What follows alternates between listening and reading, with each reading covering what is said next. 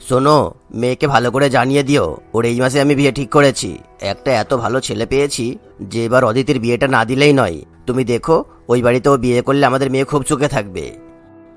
এমন সময় অদিতি তার বাবার সমস্ত কথা শুনে ফেলে, কিন্তু অদিতি কিছুতেই বিয়ে করতে চায় না, কারণ অদিতি রাহুল নামের একটি ছেলেকে খুব পছন্দ করে। তাই অদিতি তার বাবার সামনে গিয়ে বলে, না বাবা, আমি রাহুলকে ছাড়া আর অন্য কাউকে বিয়ে করব না। আমি রাহুলকে খুব ভালোবাসি। আমার লাস্ট সেমিস্টারের এক্সামটা হয়ে যাক, তারপর আমি রাহুলকে বিয়ে করব। তুমি এই বিয়ে ক্যান্সেল করে দাও প্লিজ। একদম চুপ করে থাক। তোর ওই হবু শ্বশুর বাড়িতে 100 কোটি টাকা সম্পত্তি আছে, ওখানে তুই খুব ভালো থাকবি। তোর ওই রাহুলের কোনো সম্পত্তি নেই। আমি ওই ছেলের কাছে কিছুতেই তোকে বিয়ে দেবো না। তাতে তোকে যদি ধরে বেঁধে বিয়ে দিতে হয় আমি তাই দেবো। 100 কোটি টাকার সম্পত্তি শুনে অদিতি রাহুলের কথা একেবারেই ভুলে যায়। অদিতি ভীষণ লোভী প্রকৃতির ছিল। অন্যদিকে রাহুল একটা ব্যবসায়ী ছিল, তাই অদিতি রাহুলকে পছন্দ করত। কিন্তু অদিতি যেই শোনে যে তার হবু শ্বশুরবাড়ির 100 কোটি সম্পত্তি আছে, তখনই সে বলে ওঠে, ও মাই গড, বাবা, 100 কোটি টাকার সম্পত্তি! আমি ঠিক শুনছি তো? তাহলে আর দেরি কিসের? তুমি এখনই বিয়েতে হ্যাঁ করে দাও বাবা। তুমি বলো যত তাড়াতাড়ি সম্ভব বিয়েটা হয়ে যাক। আমি তো স্বপ্নেও ভাবতে পারিনি আমার কপালে 100 কোটি টাকার শ্বশুরবাড়ি জুটবে। অদিতির কথা শুনে তার বাবা মা দুজনেই খুবই খুশি হয়। তাই খুব তাড়াতাড়ি রৌনকের সঙ্গে অদিতির বিয়ে দিয়ে দেওয়া হয়। রৌনক একমাত্র ছেলে হওয়ায় 100 কোটি টাকার সম্পত্তির পুরো মালিক রৌনকই ছিল। উফ, এখন আমি আয়েশ করে এই 100 কোটি টাকার সম্পত্তি ভোগ করব। আমি তো ভাবতেই পারছি না যে আমি হঠাৎ করে এত বড়লোক হয়ে গেলাম।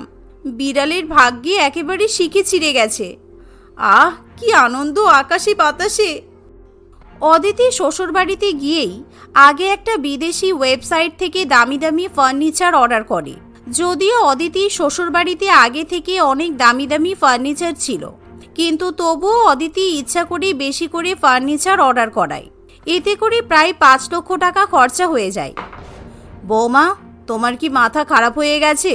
তুমি দেখতে পাচ্ছ না আমাদের বাড়িতে এত দামি দামি আসবাবপত্র আছে, তুমি তবুও আবার এই সমস্ত আসবাবপত্রগুলো কেন অর্ডার করলে? আলতু ফালতু টাকা নষ্ট করার কি দরকার? এই প্রোডাক্টগুলো নিশ্চয়ই অনেক দামি। আরে না না, মাত্র 5 লক্ষ টাকা দাম।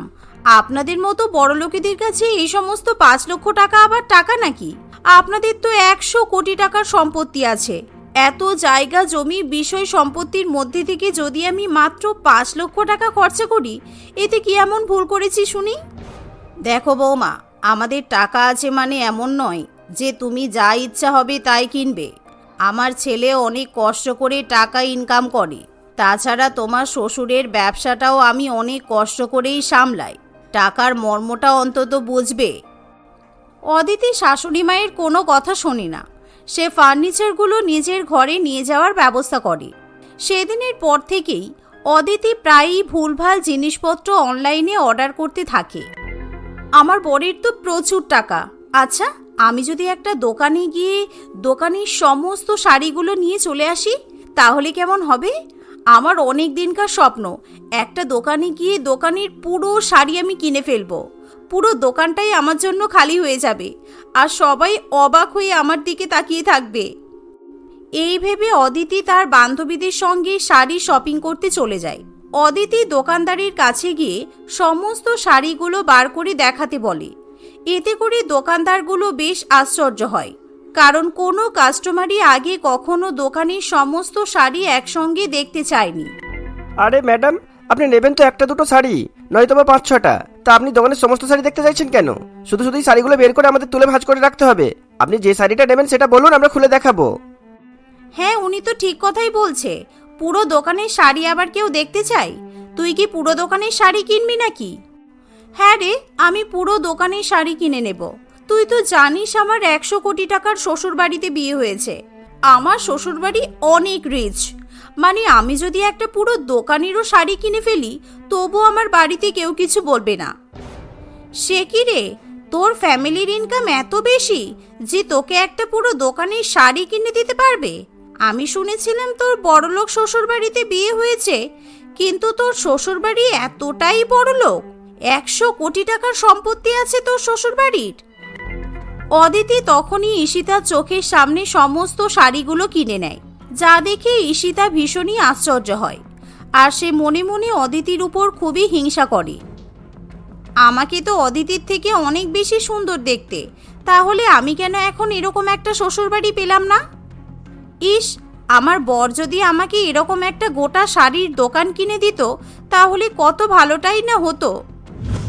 অন্যদিকে অদিতি প্রচুর শাড়ি বাড়িতে নিয়ে গেলে এবার রৌনকও ভীষণ বিরক্ত হয়ে ওঠে, কারণ অদিতি অপ্রয়োজনীয় জিনিসপত্র কিনে ঘর ভর্তি করতে থাকে। অনলাইনে প্রত্যেক দিনই তার কোনো না কোনো পার্সেল আসতেই থাকে। অদিতি, তুমি কিছু মনে করো না, আমি তোমাকে একটা কথা বলতে বাধ্য হচ্ছি। তুমি কি জীবনে প্রথমবার টাকা পয়সা চোখে দেখছো? তুমি এমনভাবে টাকা ওড়াচ্ছ যেন মনে হচ্ছে টাকা গাছে ফলে। আমি নিজে কোনোদিনও এত টাকা ওড়াইনি। তোমার তো এত টাকা আছে, আমি তোমার বউ হয়ে যদি সামান্য একটু টাকা উড়িয়ে ফেলি তাতে কি হয়েছে? তুমি তো এই বাড়ির একমাত্র ছেলে, আর আমিও এই বাড়ির একমাত্র বৌমা। আমি টাকা পয়সা ওড়াবো না তো কে ওড়াবে বলো? তাছাড়া সমুদ্র থেকে এক মগ জগ ধরলে সমুদ্র কি টের পায় নাকি? তোমাদের তো 100 কোটি টাকা সম্পত্তি আছে। শোনো বৌমা, বসে খেলে কুবেরের ধনও শেষ হয়ে যায়। তোমাকে আমি অনেকবার বারণ করেছি এত টাকা পয়সা তুমি নষ্ট করবে না, কিন্তু তুমি তো আমার কোনো কথা কানেই তোলো না। টাকার মূল্য বুঝতে শেখো। রত্নাদেবী এবং রৌনক দুজনে মিলে অদিতিকে ভীষণ বকাবকি করতে থাকে, কিন্তু অদিতি তাদের কোনো কথাই পাত্তা দেয় না। এমন সময় অদিতির বাড়ির কলিং বেল বেজে ওঠে। অদিতি দরজা খুলে ঈশিতাকে দেখতে পায়। ঈশিতা আবার ব্যাগে করে অনেক জিনিসপত্রও নিয়ে আসে। আসলে আমি তোর শ্বশুরবাড়িতে একটু তোর সাথে দেখা করতে এলাম। তুই তো বললি তোর শ্বশুরবাড়ি অনেক বড় লোক, তাই ভাবলাম কিছু গিফট নিয়ে আসি। খালি হাতে তো আর মানুষের বাড়ি আসা যায় না। এই যে আন্টি, আমি আপনার জন্য একটা শাড়ি নিয়ে এসেছি। বাবা, তুই আমার শ্বশুরবাড়ির সবার জন্য জিনিসপত্র নিয়ে এসেছিস, কিন্তু আমার জন্য কিছু নিয়ে আসিসনি? এই তো বললি আমার সঙ্গে দেখা করতে এসেছিস, তাহলে আমার জন্য কিছু আনলি না কেন? আরে, তুই তো কালকেই অতগুলো শাড়ি কিনে নিয়ে এলি, আবার তোর জন্য আমি কি নিয়ে আসবো বলতো? তাছাড়া একটার পর একটা জিনিস তো তুই অর্ডার করতেই থাকিস, তাই আমি ভাবলাম তোর জন্য ফালতু কিছু কিনে লাভ নেই। তোর শাশুড়ি মা আর হাজবেন্ডকেই বরং একটা করে গিফট দিই। বাহ, তুমি তো খুব বুদ্ধিমান দেখছি। আমার বৌমা 1 মাস হলো বিয়ে হয়েছে। যেদিন থেকে এই বাড়িতে এসেছে সেদিন থেকে একটা একটা করে জিনিসপত্র কিনে ঘর ভরিয়ে ফেলেছে, অথচ আমাকে কিংবা আমার ছেলেকে একটা কিছু গিফট করেনি। আরে বাস, এই শার্টটা তো আমার ফেভারিট, পার্পল কালারের। তুমি কি করে জানলে আমার পার্পল কালার পছন্দ? আমি অনেকদিন ধরে এরকম একটা শার্টের খোঁজ করছিলাম, কিন্তু কাজের চাপে আর দোকানে কিনতে যাওয়া হয়নি, আর অনলাইনে অর্ডার করার কথা তো মনেই থাকে না। Thank you so much. পছন্দ আবার হবে না? আমি তোমার ইনস্টাগ্রামের টপ থেকে বটম পর্যন্ত সমস্ত কিছু মুখস্থ করে ফেলেছি।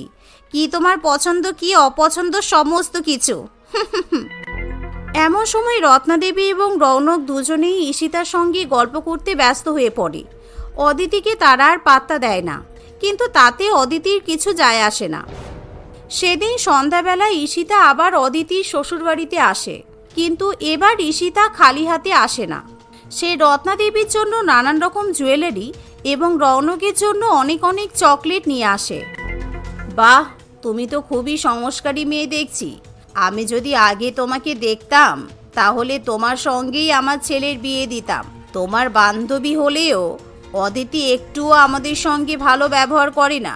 সারাদিন শুধু টাকা আর টাকা, টাকা ছাড়া ওই মেয়ে কিছুই চেনে না। আর আমি খুব ভালো করেই বুঝতে পারছি অদিতি শুধুমাত্র টাকার লোভেই আমার ছেলেকে বিয়ে করেছে।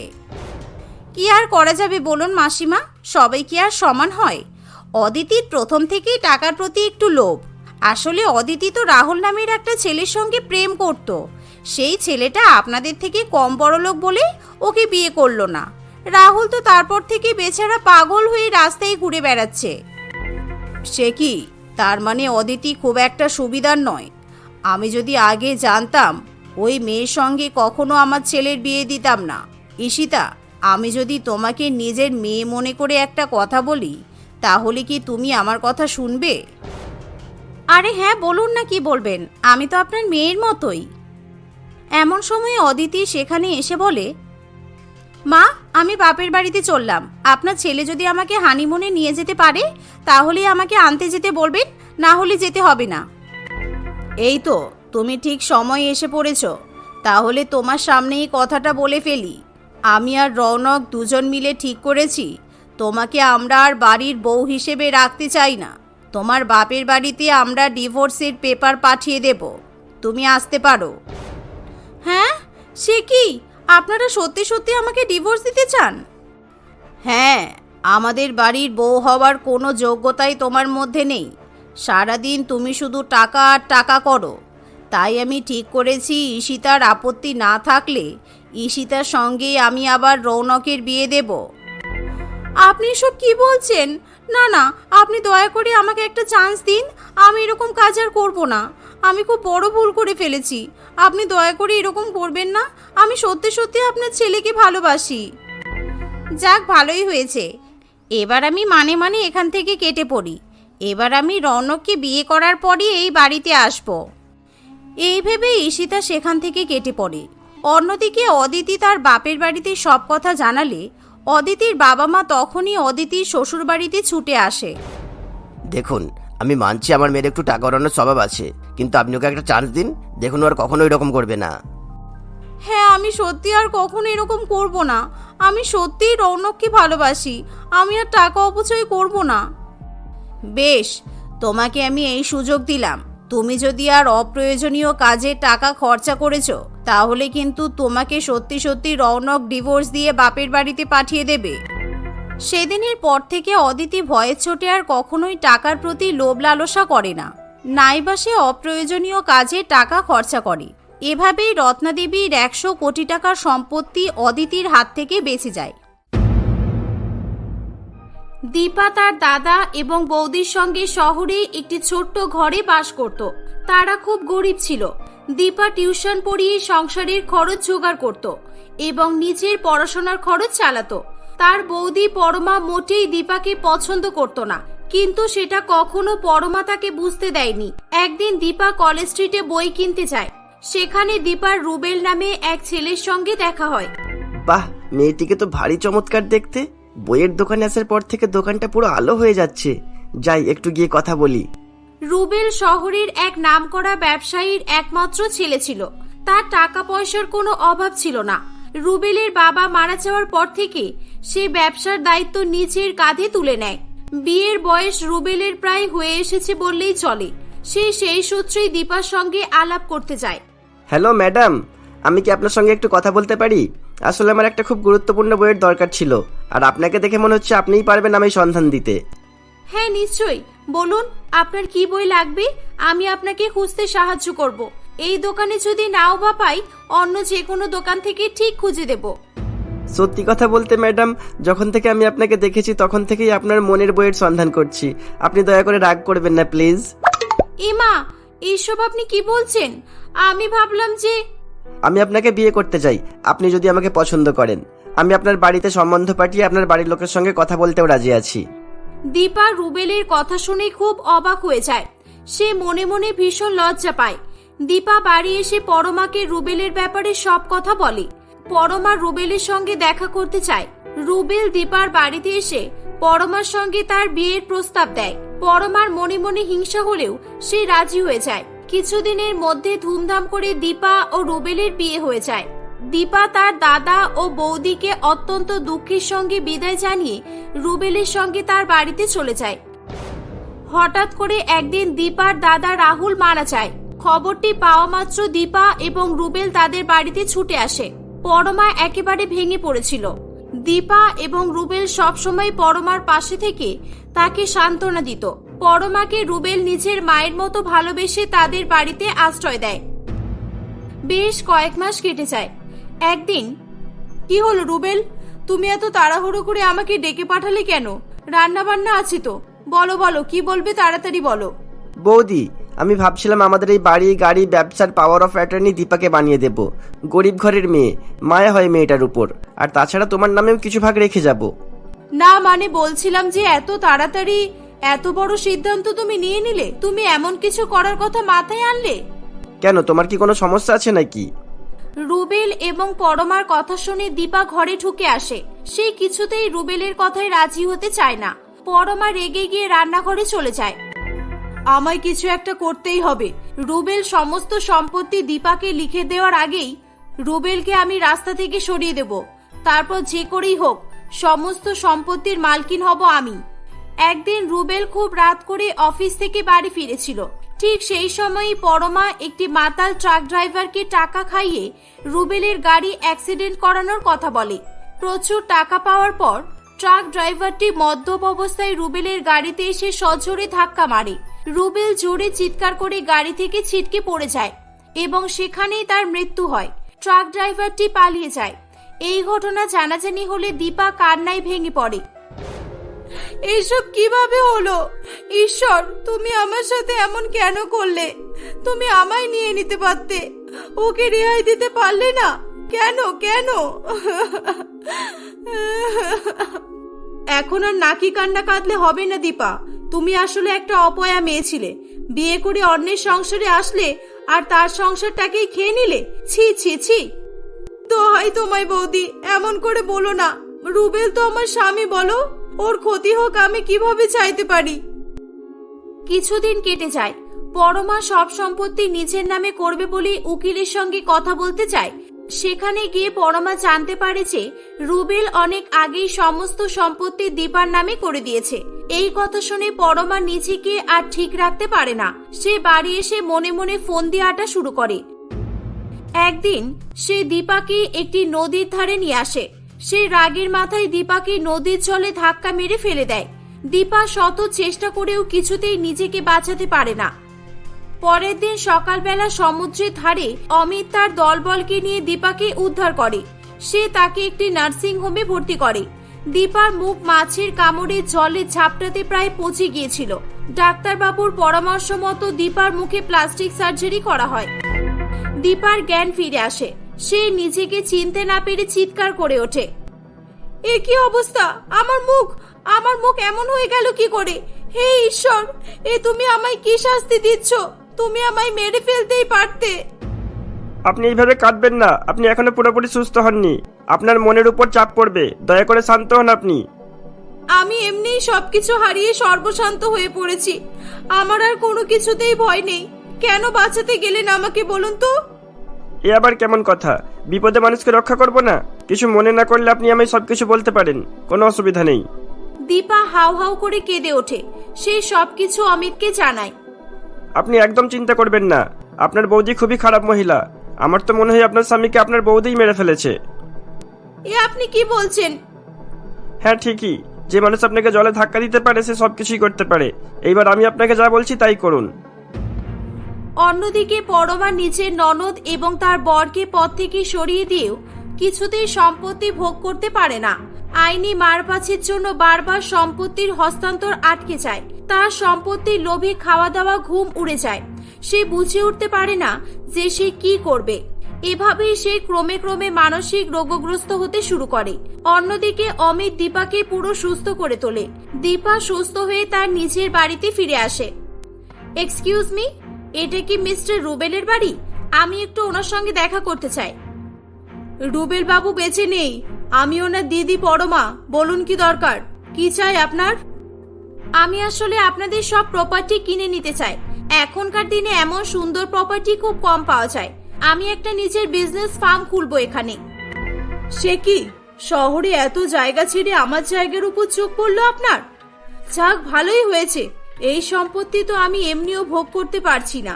নকল কাগজপত্র বার করে আর রুবেলের নকল দিদি সেজে এনাকে বিক্রি করে মোটা টাকা মেরে দেব। উফ, কি শান্তি। এই বলে সে প্রপার্টি বিক্রি করবে বলে রাজি হয়ে যায়। দীপাও সেখান থেকে চলে যায়। পরমা রাত্রিবেলা খাওয়া দাওয়া সেরে ঘুমাতে গেলে কিছুতেই তার ঘুম আসে না। সমানে সে ঘামতে শুরু করে। ঘুমের মধ্যে তার অনেক খারাপ খারাপ স্বপ্ন আসে। সে উঠে গিয়ে ব্যালকনিতে দাঁড়ায়। ব্যালকনির পাশেই রুবেল আর দীপার ঘর ছিল। হঠাৎ করে সে কেমন সব কথাবার্তা শুনতে পায়। সে মন দিয়ে শোনার চেষ্টা করে। সে অন্ধকার দুটি ছায়া দেখতে পায়। হঠাৎ করে তারা নাকে নাকে কথা বলতে শুরু করে। আমাদের কেন মারলে বৌদি? আমাদের মেরে কি শান্তি পেলে? সম্পত্তির লোভে মেরে ফেললে আমাদের।